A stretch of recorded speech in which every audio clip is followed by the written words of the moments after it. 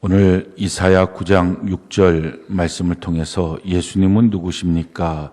라는 제목으로 하나님 말씀 증거하겠습니다. 이 마이크 소리가 너무 안 맞고 좋지가 않은데 잘 조정이 되면 좋겠습니다. 내일이 우리 성탄절입니다.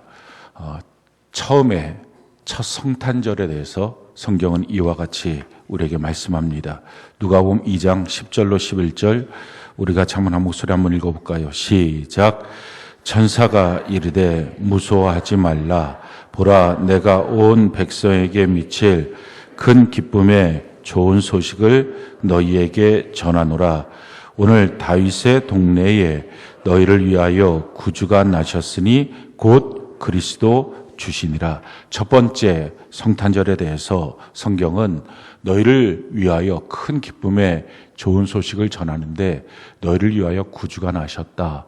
그가 바로 그리스도 우리의 주인이시다 라고 선포합니다. 이 첫 번째 성탄절에 대해서 우리가 보게 되면 그 첫 번째 성탄절 산타도 없고 루돌프도 없습니다. 또 크리스마스 파티도 없고 서로가 크리스마스 선물을 주고받고 크리스마스 카드도 없습니다. 그게 성탄절입니다. 오늘날 성탄절은 너무나 변질되고 타락했습니다.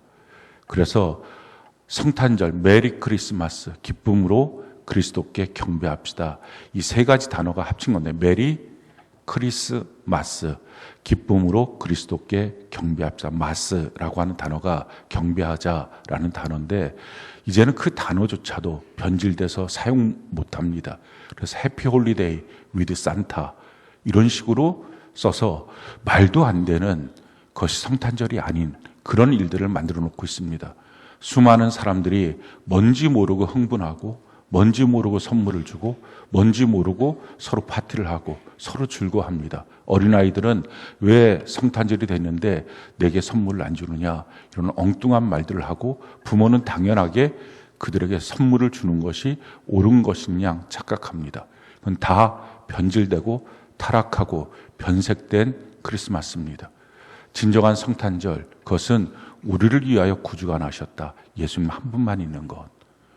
우리가 진실로 제대로 된 성도라면 우리의 성탄절이 예수님 한 분만 남기고 나머지 모든 것을 제거하는 은혜가 있기를 바랍니다.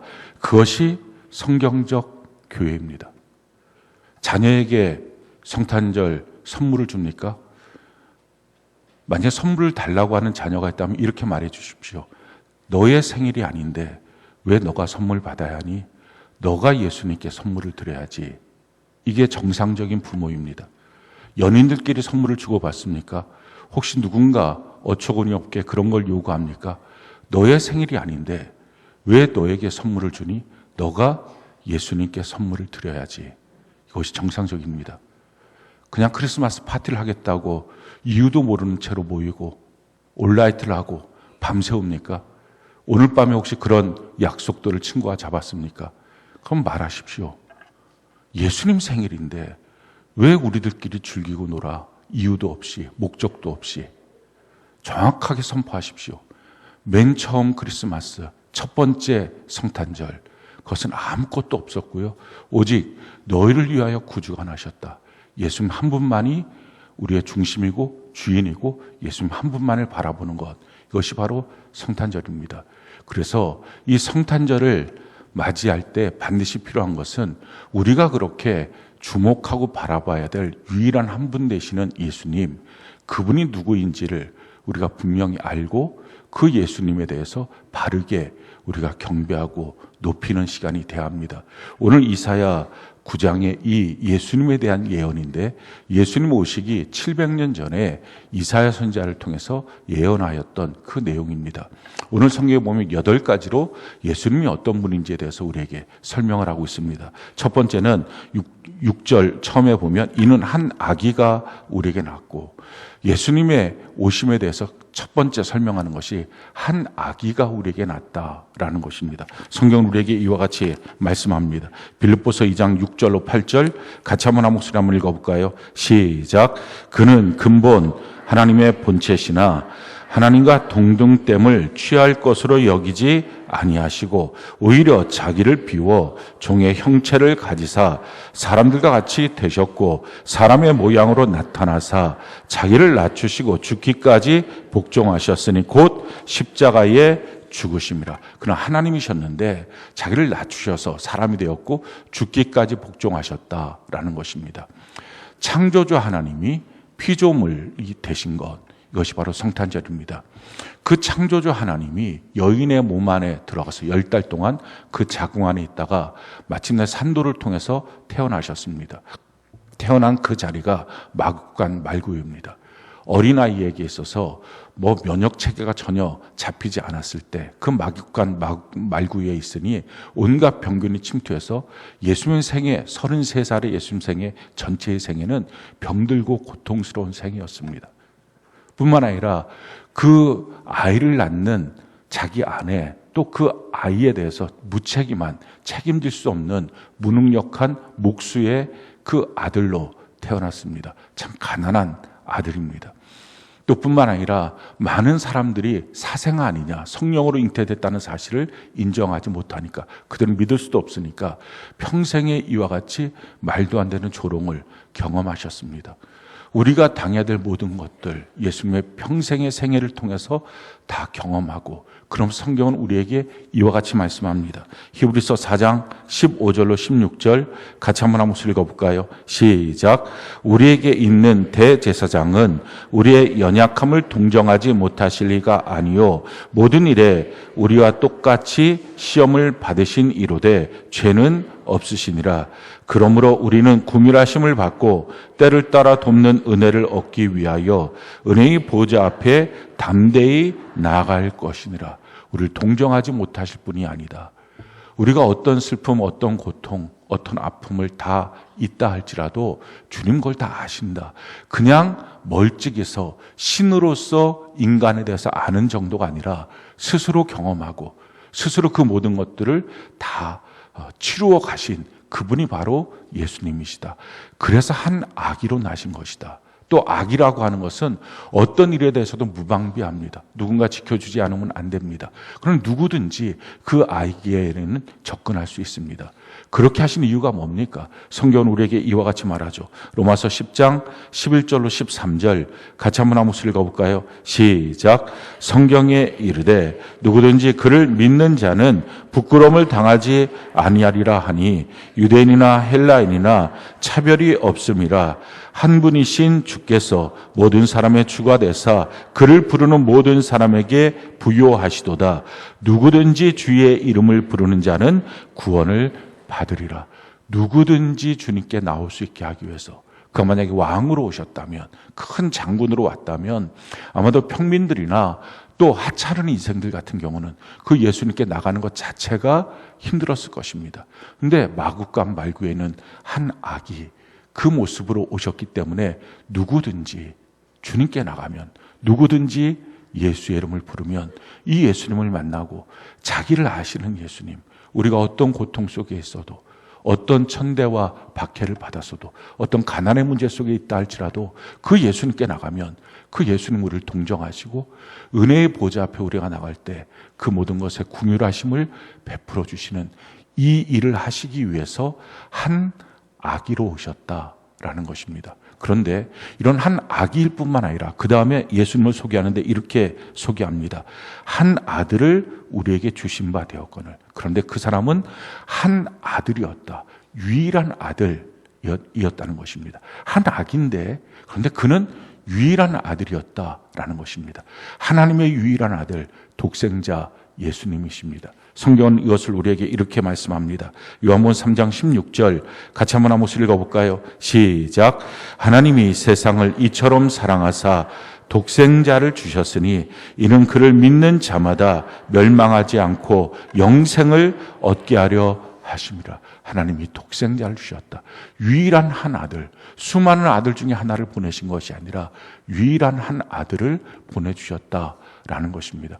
왜 이렇게 유일한 한 아들을 보내주셨습니까? 성경은 우리에게 이렇게 말합니다. 마태복음 1장 21절 23절 같이 한번 읽어볼까요? 시작.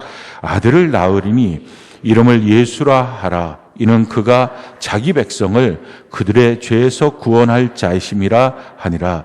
보라, 처녀가 잉태하여 아들을 낳을 것이요 그의 이름을 임마누엘이라 하리라 하셨으니 이를 번역한즉 하나님이 우리와 함께 계시다 함이라.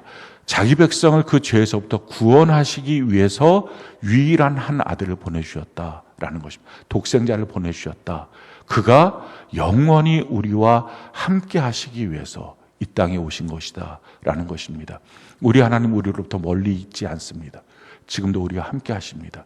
예수님 죽으셨다 부활하셔서 교회의 머리가 되시고, 교회의 머리라는 얘기는 교회의 대표, 교회의 대장이 되셔서 우리의 예배 시간에 임재하셔서 지금 영과 진리로 예배드린 자를 주님이 찾으시고 만나주시고 그 사람과 주는 평생 영원히 동행하여 주시는 것입니다. 이렇게 하시기 위해서 이 땅에 오셨다 하는 것입니다.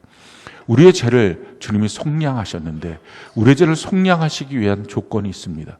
사람의 죄를 속량하기 위해서는, 누군가 대신 그 죄값을 지불하기 위해서는 사람만이 가능합니다. 구약 성경에는 그럴 수 있는 예수님이 아직 오시지 않았기 때문에 대신 지불하는 것으로 양이나 소를 지불했습니다. 양이나 소를 제물로 잡아서 죽는 것은 사람보다 그것은 가치가 없기 때문에 결국 사람의 죄는 완전한 속량함을 받지 못합니다. 사람의 죄의 완전한 속량함, 사람이 대신 죄의 값을 지불해야 됩니다. 근데 그 사람에 대한 조건이 있습니다. 그 사람은 첫 번째, 자기 죄가 없어야 합니다. 만약에 자기 죄로 죽는다면 그것이 남의 죄를 대신 속량한다고 말할 수 없을 것입니다. 또 한 가지 조건이 있습니다. 한 사람이 한 사람만을 속량할 수 있기 때문에 만약에 그 사람이 속량할 수 있다면 모든 사람을 속량할 수 있어야 되고 모든 시대의 사람을 속량할 수 있어야 됩니다. 근데 어느 사람도 그런 조건에 해당될 수 있는 사람은 없습니다. 모든 사람이 죄를 범하였기 때문입니다. 또 모든 사람이, 한 사람이 모든 사람의 죄를 속량할 수도 없습니다. 이것을 가능하게 하는 것은 하나님 한 분이십니다. 그러니 유일하신 하나님이 인간이 되어야만 사람의 죄는 십자가에 못 박혀 죽음으로 속량받을 수 있는 것입니다. 그 조건에 합당할 수 있는 분, 하나님이신 그분이 한 아기가 돼서 우리에게 오신 그 예수님만이 우리의 죄를 속량하시는 것입니다.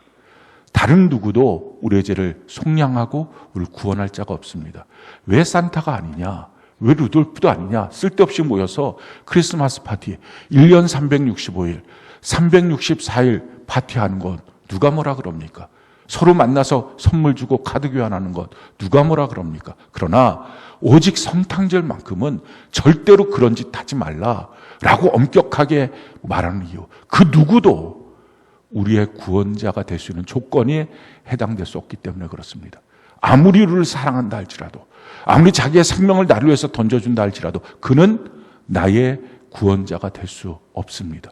그래서 유일한 구원자가 되시는 예수님 한 분만을 우리가 바라보고 이 성탄절 날 위해서 오신 구주, 이 예수님께 우리가 집중하는 것입니다. 성경은 우리에게 이와 같이 말씀합니다. 이사야 53장 5절로 6절 같이 한번 한 목소리 읽어볼까요? 시작.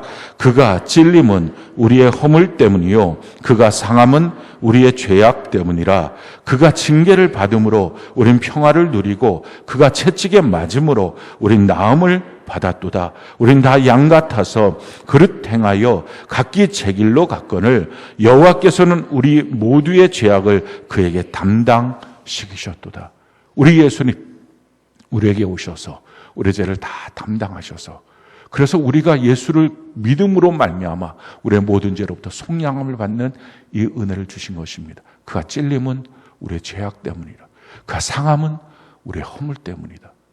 예수님이 이 땅에 오신 것, 어느 누구도 태어날 때 다 살려고 태어납니다. 그러나 예수님만큼은 죽으시기 위해서 이 땅에 오셨습니다. 그래서 예수님의 생애 동안 평생 잊지 않았던 것, 나는 죽기 위해서 왔다는 것입니다. 예수님이 십자가에 못 박혀 죽으시겠다고 할 때 그의 사랑하는 제자가 베드로가 와서 예수님 절대 그럴 수 없습니다 라고 말할 때 예수님 말씀합니다. 사탄아 뒤로 물러가라. 나는 죽기 위해서 이 땅에 왔다. 내가 죽지 않으면 이 땅에 그 모든 영혼들 단 한 명도 구원받고 살 수 없다. 이 사명 때문에 이 땅에 오신 것입니다. 예수님을 내가 믿고 예수님을 나의 주인으로 고백하는 모든 자들마다 자기 모든 죄가 속량을 받고 하나님తో 분리되었던 그 모든 일에서부터 회복되고 이제 하나님 앞에 설 수 있는 믿음의 사람으로 살 수 있게 된 것입니다. 뿐만 아니라 성경은 예수님에 대해서 이렇게 말합니다. 그의 어깨에는 정사를 메었고, 그의 어깨에 정사를 메었다는 역사의 주관자다라는 것입니다. 예수님이 오신 것을 기점으로 BC와 AD로 나누어집니다. Before Christ, 예수님 전이라고 하는 뜻이죠. AD, 안노 도미니, 그리스도의 해, 다른 말로 말하면 그리스도의 통치가 시작되었다라는 것입니다. 지금 그래서 우리가 2023년을 살고 있는데 그리스도의 통치 2023년, 지금 우리가 살고 있는 것입니다. 역사의 주관자, 바로 예수님이십니다. 성경은 우리에게 이와 같이 말씀합니다. 로마서 11장 36절 같이 한번 한번 읽어볼까요? 시작. 이는 만물이 주에게서 나오고 주로 말미암고 주에게로 돌아감이라.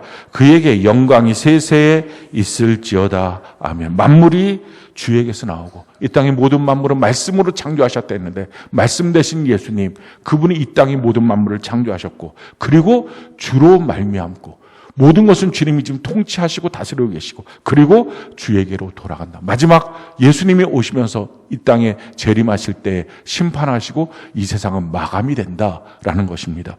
주님께서 이 세상의 모든 역사를 주관하시고 통치자가 되십니다. 뿐만 아니라 성경은 우리에게 이렇게 말합니다. 우리의 삶, 역사뿐만 아니라 우리의 삶의 주관자, 그분도 바로 예수님이십니다.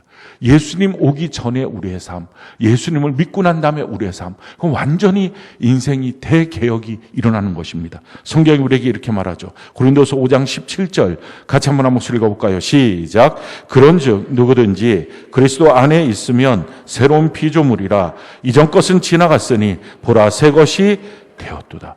예수 그리스도 안에 있으면 새로운 피조물이 됩니다. 생각도 뜻도 길도 목적도 다 바뀌어집니다. 예수님을 믿는 것은 종교 하나를 갖는 게 아닙니다. 인생의 길이 바뀌어집니다. 우리가 이 땅만을 위해서 살던 그 사람이 예수님을 믿는 순간부터 천국이 믿어지고 천국을 봅니다. 그러기에 인생에 대한 길이 넓어집니다. 뿐만 아니라 지금 눈앞에 보이는 것들만이 전부라고 봤던 사람이 그 안에서 하나님의 뜻이 무엇인지를 찾게 됩니다. 인생이 매우 깊어집니다.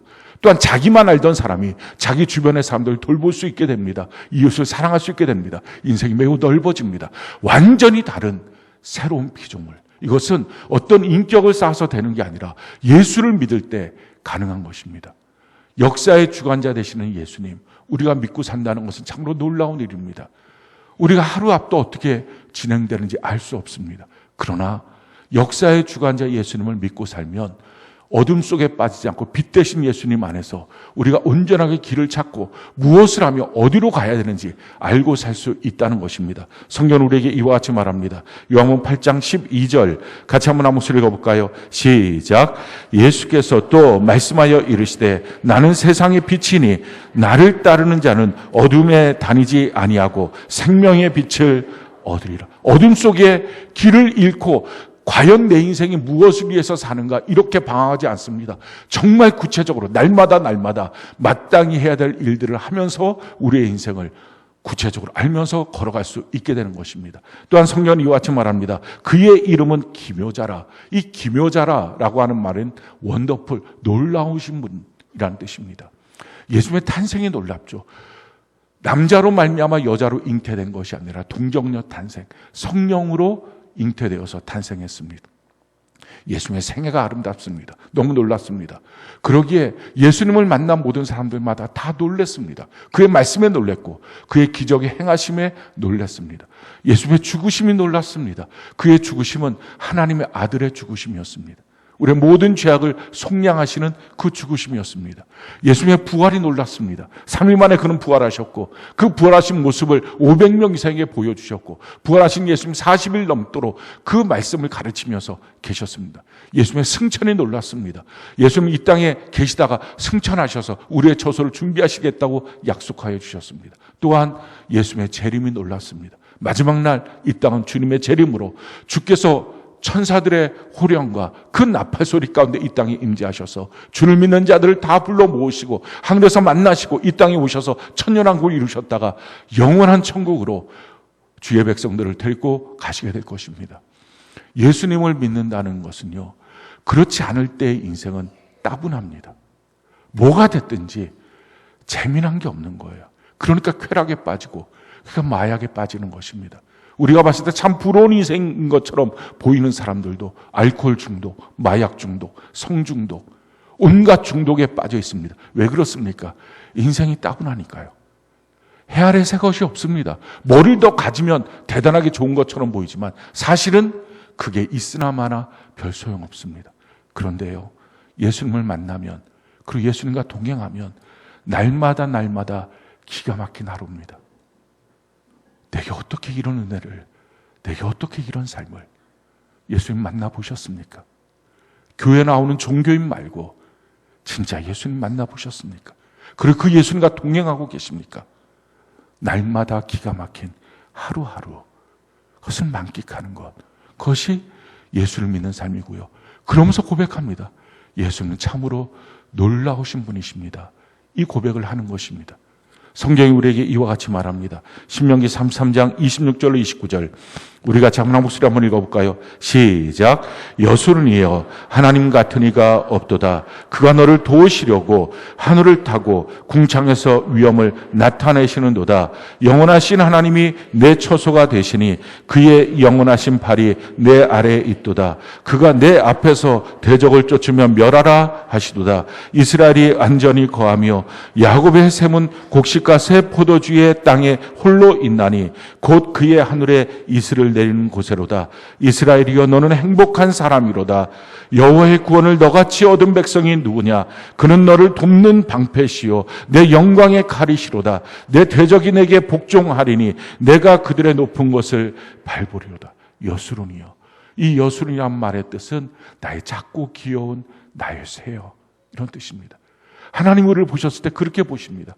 나의 귀여운 것, 내 사랑스러운 것, 이렇게 보십니다. 그러면서 말씀하시는 거예요. 하나님 같은 이가 없다. 그가 너를 도우시려고 하늘을 타시고 궁창에서 위엄을 나타내시는도다. 여러분, 예수 믿고 구원받고 난 다음에 가장 먼저 하늘을 한번 보면요, 하늘이 다른 거예요. 그냥 구름 있고 하늘이 있는 게 아니라 주님의 영광이 보입니다. 그러니까 새 하늘과 새 땅이에요. 나무가 바람 사이에 그 나뭇결이 흔들리는 것, 그냥 나뭇결이 흔들리는 게 아닙니다. 거기서 하나님을 찬양하는 소리를 듣게 됩니다. 이게 실제입니다. 정말 하나님을 만나고 나면 그냥 감각적으로, 느낌상, 지식적으로 아는 게 아니라 실제로 예수님을 만나고 나면 자연 만물이 어떤 것인지, 하나님이 창조한 세계가 무엇인지, 그냥 경치가 아름답고 경관이 좋다는 게 아니라 너무 놀라운 것입니다. 원더풀, 그 고백이 나오는 것입니다. 그러면서 자기의 인생을 향해서 말하죠. 영원하신 하나님 내 처소가 되시니 그의 영원하신 팔이 내 아래에 있도다. 그가 내 앞에서 대적을 쫓으며 멸하라 하시도다. 우리의 걷는 걸음 그냥 걷는 것 같습니까? 구원받고 난 다음에 주님과 동행하면서 자기의 인생을 보면 하나님의 손이 내 발을 붙잡고 인도하신다, 이걸 압니다. 그래서 찬송하는 거예요. 주님이 내 길을 인도하신다고. 날마다 한 걸음 한 걸음 주님이 인도하신다고. 여기까지 살아온 것 내가 산 것 아니구나. 지금까지 지내온 것 주의 크신 은혜라. 한량없는 주의 사랑 어찌 이루 말할까. 정말 그 고비고비 난감한 처지에 주님이 나와 동행하지 않았으면 내가 어떻게 살까 하는 고백을 하는 것입니다. 또한 말합니다. 이스라엘이 안전히 거하며 야곱의 샘은 곡식과 새 포도주의 땅에 홀로 있나니 곧 그의 하늘이 이슬을 내는 곳이라. 그러면서 선포합니다. 이스라엘이여 너는 행복한 사람이로다. 이거를 날마다 고백하고 체험하고 그렇게 선포하는 것, 일기로 쓰는 이유가 뭡니까? 주님이 오늘도 나의 인생길을 인도해 주셨다. 그게 느껴지니까요. 그게 감사하니까요. 그게 그리스도인의 삶이에요. 사랑하는 성도 여러분, 저는 여러분들이 진짜 예수 믿고 진짜 그리스도인의 삶을 살았으면 좋겠어요. 가짜로 종교인 되지 말고 정말 예수님을 만나세요. 정말 예수님을 믿으세요. 정말 예수님과 동행하세요. 그냥 감각적으로 느껴지는 지식적인 게 아니라 그 예수님과 동행하는 체험을 하세요. 놀라우신 분. 그래서 자기 인생이 날마다 기가 막힌 하루가 되고요. 새벽에 일어나서 큐티를 하면 정말 기가 막힌 하루의 시작이 됩니다. 성경은 그냥 성경이 아니라 아침에 배달되어 온 신문처럼 그 신선합니다. 날 향하여 써준 내 연인의 연애 편지처럼 그 성경은 너무나 달콤합니다. 하나님이 내게 주시는 말씀, 그렇게 날마다 기가 막힌 하루를 만끽하시길 바랍니다. 또한 그 예수님은 어떤 분이십니까? 모사라 이렇게 말합니다. 이건 영어로 말하면 카운셀러입니다. 나의 상담자가 되십니다. 나의 마음의 깊은 것, 어느 누구에게도 다 털어놓지 못한 것, 우리 주님은 우리의 진짜 상담자가 되십니다. 그래서 예수 믿는 사람은 공황장애, 우울증, 불안장애 이런 것에 걸리지 않는 이유가 자기 마음을 고백할 대상이 있어요. 자기 마음을 알아주시는 바로 그런 분이 계세요. 힘들다고 불안장애, 공황장애 걸리는 게 아니에요. 내 옆에 예수님이 계시고 그분이 나의 상담자가 되십니다. 이걸 진짜 믿게 되면 그분 앞에 마음을 토하여 놓기 시작합니다.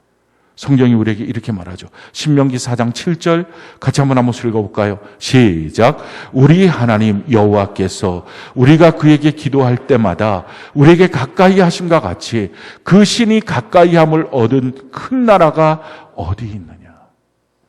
우리가 하나님께 기도할 때마다 가까이 하시는 그 하나님, 그 하나님이라는 거예요. 내가 주님 앞에 기도할 때 주님 아시죠? 가까이 오셔서 내가 너 안다. 내가 너의 아픔을 알고 슬픔을 알고 너의 마음속에 있는 그 나쁜 것도 다 안다. 그 순간에 주님 정말 내가 잘못했습니다. 회개하고 고백하게 되죠. 우리 예수님이 얼마나 기가 막힌 우리의 상담자가 되시는지. 그럼 내 마음에 슬픈 것, 죄짐 맡은 우리 구주 어찌 좋은 친구인지 그 예수님을 만나보세요. 그리고 그 예수님께 마음에 깊은 것을 다 털어놓아 보세요. 그리고 너무 놀라운 것은요, 주님께 그렇게 고백하면 감정의 카타르시스만 있는 게 아니라 우리의 인생길이 해석이 되고요, 우리의 인생길이 보여집니다. 그저 행복한 일이 없어요. 성경은 우리에게 이렇게 말해요. 시편 139편 16절로 18절 같이 한번 목소리 읽어볼까요? 시작. 내 형질이 이루어지기 전에 주의 눈이 보셨으며 나를 위하여 정한 날이 하루도 되기 전에 주의 책이 다 기록이 되었나이다. 하나님이여, 주의 생각이 내게 어찌 그리 보배로우신지요, 그 수가 어찌 그리 많은지요. 내가 세려고 할지라도 그 수가 모래보다 많도소이다. 내가 깰 때도 여전히 주와 함께 있나이다. 나를 만들 때 주님이 다 보셨습니다. 나의 이목구비 사지백체 만드실 때 주님이 다 보셨습니다. 내가 살아온 여정을 주님 다 아십니다. 그러면서 이렇게 고백하죠. 하나님이여, 주의 생각이 내게 어찌 그리 보배로우신지요, 그 수가 어찌 그리 많은지요. 혹시 여러분들의 인생이 막다른 골목이라고 여겨지십니까? 더 이상 내게 뭔가가 없다고 여겨지십니까? 아니에요. 나의 상담자가 되시는, 카운셀러가 되시는 주님을 만나보세요. 그러시려고 주님이 오신 거예요. 그 예수님 말씀하시는 거예요. 너를 향한 나의 생각이 너무 많아. 그 생각이 얼마나 보배로운지 몰라. 너의 인생길은 너무 놀라운 것들이 예비돼 있어. 그 수를 너가 한번 세봐라. 너가 셀 수도 없을 거야. 너를 향한 그 가능성이 이토록 크다. 주님 말씀하십니다. 우리 인생 막다른 골목 아니에요. 그 예수님을 만나보세요. 정말 새로운 인생이 열려집니다. 또한 성경이 우리에게 뭐라고 말합니까? 그분은 전능하신 하나님이라. 전능이라는 말의 뜻은 두 가지 의미가 있는데, 최악의 조건을 최상의 조건으로 단번에 바꾸시는 분, 이분이 전능하신 분이에요. 또 한 가지 뜻은 어미가 자기 아이를 품에 안고 있는 그 품, 이게 전능이에요. 어린아이는요, 어머니의 품에 안겨 있으면 모든 게 다 해결돼요. 따뜻함도 해결되고, 또 배고픔도 해결되고, 사랑도 해결되고, 보호도 해결되고, 다 해결돼요. 그것이 바로 전능함이에요. 우리가 하나님의 품에 안겨 있는 것입니다. 그 일을 위해서 예수님이 이 땅에 오신 것입니다. 우리 인생에 여러 가지 문제를 맞이할 수 있어요.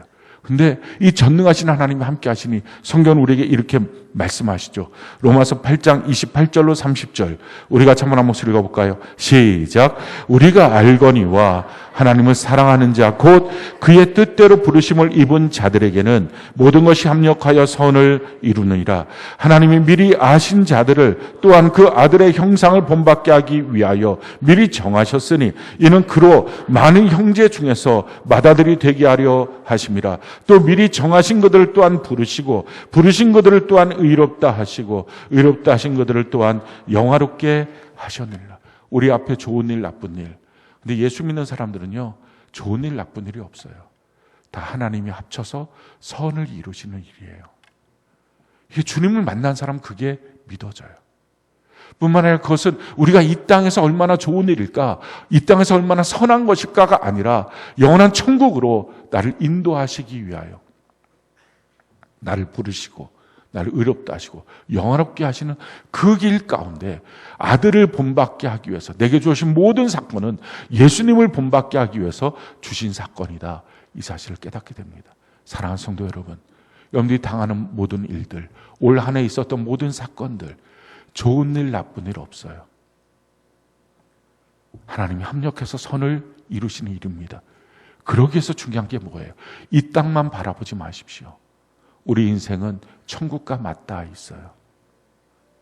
이 땅만 보는 사람들이 참 근시안적이죠. 눈에 보이는 것만 보는 사람들이 근시안적이죠. 그래서 불행, 슬픔 또는 어떤 것 자기가 좋다, 자만, 교만하고 참 근시안적입니다. 예수 믿는 사람들은요 멀리 봐요. 지금 보고 있는 이것이 천국과 어떻게 연결되어 있는지를 봅니다. 그리고 그 천국을 위해서 오늘 하루하루를 살아가게 됩니다. 나를 부르시고 나를 의롭다 하시고 영화롭게 하시는 그 하나님의 손길 가운데 오늘 만나는 모든 일에도 범사에 감사가 나옵니다. 왜요? 전능하신 하나님이 계시니까. 전능하신 하나님이 계시니까 정말 내게 안 좋은 거라면 주님이 바꿔주시겠죠. 근데 주님이 바꿔주시지 않는 것은 나보고 바뀌라고 하는 하나님의 신호입니다. 내가 바뀌어야 예수를 닮아가고 내가 바뀌어야 천국에 갈 수 있으니까. 세상은 두 가지예요. 정말 안 좋은 걸 하나님이 봤을 때 하나님의 사랑하는 자녀에게 있으면 안 될 것 주님이 바꿔주십니다. 그런데 기도하고 기도해도 바뀌지 않는 것. 바울이 그랬죠. 자기가 여러 가지 질병 때문에 하나님께 기도할 때 하나님 그 기도를 들어주시지 않습니다. 그래서 도리어 하나님 이렇게 말합니다. 너의 은혜가 내게 족하다. 너가 바뀌어야 너가 예수님을 닮을 수 있고 너가 예수님을 닮아야 너가 천국 갈 수 있다. 그러니 우리에게 주어진 인생에 대해서 그 어떤 것도 낙심하지 마십시오. 도리어 하나님을 향하여 기대하는 은혜가 있기를 바랍니다. 성경이 또한 뭐라고 말합니까? 영존하신 아버지라. 아버지가 누구죠? 우리가 어떻게 태어났는지 아시는 분이에요. 우리가 어떻게 자라났는지 아시는 분이에요. 우리가 어떻게 살고 있는지 아시는 분이에요. 잠깐 있다 사라지는 아버지가 아니라 영존하신 아버지. 우리 예수님은요, 우리를 어떻게 태어나고 어떻게 살아왔고 내 인생이 지금 무엇인지 다 아십니다. 아시는 주님이 우리에게 이렇게 말씀하시죠. 마태복음 7장 7절로 11절 우리가 한번 한 목소리 한번 읽어볼까요? 시작. 구하라 그리하면 너희에게 주실 것이요 찾으라 그리하면 찾아낼 것이요 문을 두드리라 그리하면 너희에게 열릴 것이니 찾는 이는 찾아낼 것이요 두드리는 이에게는 열릴 것이니라. 너희 중에 누가 아들이 떡을 달라 하는데 돌을 주며 생선을 달라 하는데 뱀을 줄 사람이 있겠느냐. 너희가 악한 자라도 좋은 것을 자식에게 줄 알거든 하물며 하늘에 계신 너희 아버지께서 구하는 자에게 좋은 것으로 주시지 않겠느냐. 내가 기도하면 응답하시기 위해서 오셨어요. 기도하세요. 여러분들의 문제는 기도하면서 내 삶이 바뀌든지 기도하면서 내 마음이 바뀌든지 기도하면서 하나님이 나에게 베푸시는 은혜를 체험하든지 기도하면서 내가 변화돼서 주님의 형상을 닮아가든지 그 놀라운 일이 기도 가운데 있습니다. 하늘에 계신 우리 아버지, 영존하신 아버지, 구하라, 찾으라, 두드리라. 그래서 누구든지 예수님께 나와서 구했던 모든 사람들, 그의 삶 속에 자기가 변하든지 자기의 삶이 바뀌어지든지 그 놀라운 역사를 이루었습니다. 여러분들이 바로 이 성탄절이 그와 같은 예수님이 오셨다는 사실 앞에 기뻐하고 감사하기를 바랍니다. 마지막으로 뭐라고 말합니까?